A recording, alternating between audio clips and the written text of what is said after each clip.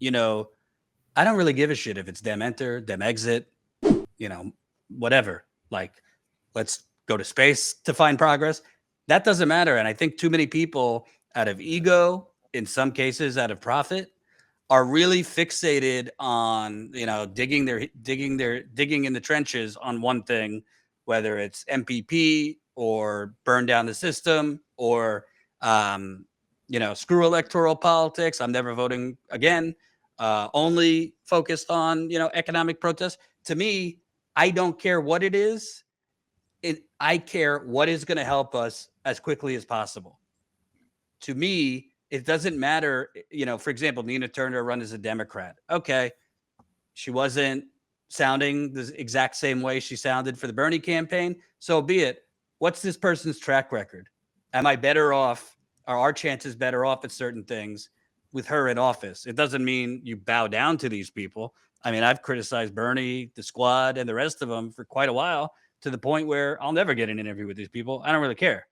But to me, the one thing is, again, whatever, I'm not telling people to vote for a Democrat, a third party, vote at all.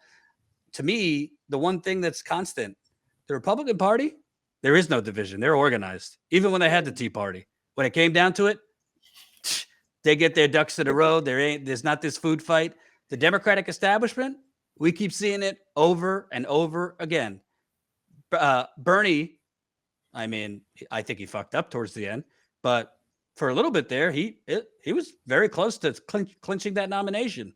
But then a very well organized Obama got involved, the donors got involved, the media stepped in, and they basically they tossed Bernie to the side in a matter of 10 days with all that coalescing.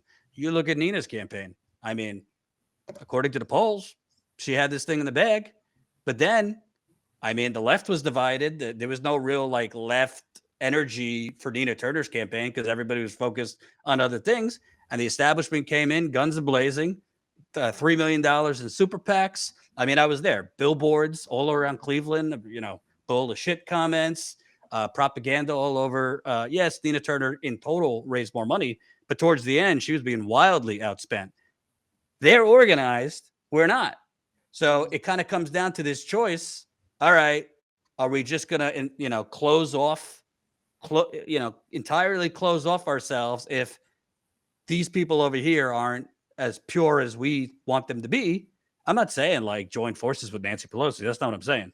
But I'm saying all this, I mean, the left has been eating itself alive. This has been the story for the left for generations, literally decades. Divide and conquer. We're basically doing the work for Pelosi and them by just fighting each other. So to me, and I'd love your thoughts. I'm not saying, I do believe there are certain things that if you're not for it, and if you're not, if your values aren't X, Y, and Z, then you are not a leftist, and I don't really want to work with you.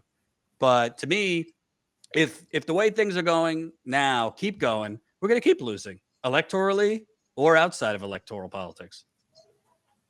Yeah, and I believe in accountability. Like, I'm an abolitionist. I believe in transformative justice, and I believe in real sustainable accountability.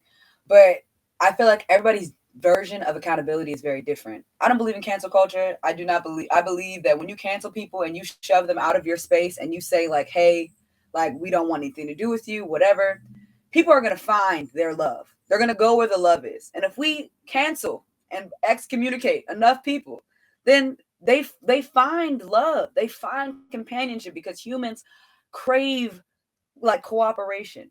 We are communal animals, and that's just reality.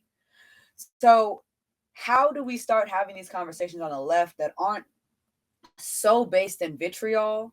Because there is a lot of anger, there is a lot of grief, there is a lot of pain that is centered around our work, especially if you are Black Lives Matter, especially if you are working on the indigenous protests, even the working class and the labor.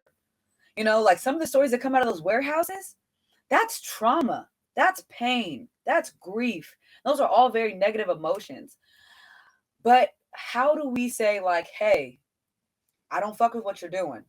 I fuck with you, I love you, whatever, but this is not it. And if our goal, we set our goals as this, this is what we said our goals are. So are we going to hold ourselves accountable to this? Yes or no? and approaching that conversation from just a genuinely different place. Now, are there people that I feel like, are really just out here like bad faith actors that are probably making a lot of money off of this, and that's just what it is? Absolutely. I'm side eyeing anybody that has made a whole lot of money off of leftist politics, because a lot of the leftists that are doing a brunt of this work on the ground do not make shit. I'm one of those leftists right now. I don't even have a job, and I work my ass off to organize. So for me, from my perspective, it's just so frustrating when you see these people that do have all this money and all this capital that could be really supporting the grassroots that just aren't. And like you said, the Republican Party, they do that. The Republican Party supports their grassroots, even if they don't openly say they support their grassroots. All of those news organizations that keep popping up, all of those conservative commentators that keep popping up, that keep getting all this money and all this funding, it's because they are organized, and the grass top is making sure that the grassroots are constantly being funded because they know how the cycle works. All of these leaders that we're cultivating at the bottom end up at the top at some point, most of them, especially in the Uh, Republican Party. And by the way, the Republican donors are often creating the grassroots. Look at the Tea Party, which was really just Mm-hmm. a bunch of billionaires pouring money in to make it appear it was grassroots. Mm-hmm. Oh yeah, astroturfing. Oh yes, the Yeah, yeah. Republican Party. They're they're a-okay with that, and it's like that level of performance. It's effective. It is effective because regardless of whether or not we want to admit it, Trump had one of the most effective administrations of our lifetimes. That man had over 200 federal judges Hmm. implanted all across the nation, 3 Supreme Court judges, and he got tax cuts for all his friends, and he made a lot of money while he did it. Yeah, That like that that is more what about like that is closer to what his base's values were. His base got what they wanted. They got all these conservative judges all across the country that are going to overturn abortion rights. They got all these. They got what they wanted. Why can we not have somebody on the left that is willing to just kind of go balls to the wall, because that's really what Trump did, to get some of our policies done? And it's like because like this weird civility, respectability that we have on the left, and no, all of that shit is important. But I feel like on the left we focus more on cultural issues than we do on the economic issues, and the mm, and the nucleus of their power is economic issues. I'm a black person. I'm a lesbian. I'm a woman. All these identifiers very much inform my experience in this country because of white supremacy. They very much inform my thinking about these policies, the way like in just my perspective. Of course they do, but it would be I don't know. Like I feel like they focus so much on the performative aspect of supporting identity that they don't realize that the real aspect of supporting identity is saying, okay, so how do we reinvest all this money? How do we get these tax refunds back? Because we paid all these taxes into the system, and they're telling us that it's an entitlement for us to get housing and healthcare and welfare that we already paid into. right, So how do we change the conversation about that? Because that is our money, period. No matter how you right. chop it up, that's our money. So it's just, I feel like so many of the conversations on the left they're empty. They're so empty because they don't actually get to the root of what the issue is. And it's the economic and war powers in this country.